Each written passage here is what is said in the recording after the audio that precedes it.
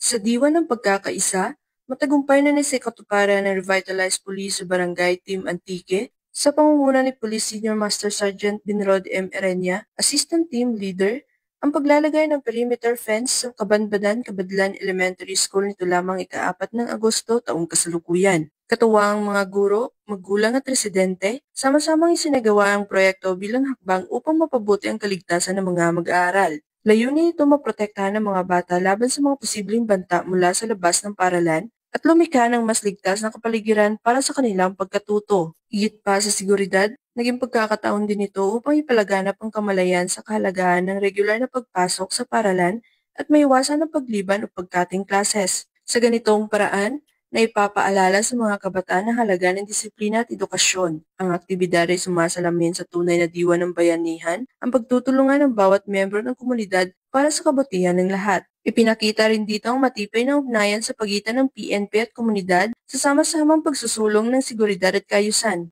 Sa pamamagitan ng aktibong partisipasyon ng Philippine National Police, lalo na ng RPSB Team Antique, na ipamalas ang tunay na serbisyong may malasakit. Patunay ito na kapag ang kapulisan at mamamayan ay nagkaisa, mas mabilis at epektibo ang pag-abot sa mga layunin ng kaunlaran. Sa tulong ng PNP, naging mas ligtas, mas disiplinado, at mas handa ang paralan sa paghubog sa kinabukasan ng kabataan. Mula dito sa Police Regional Office 6, ako ang inyong Police News Network Correspondent, Patroluman Ledeline Bansagon, alagad ng batas, taga-taguyod ng Balitang Pulis.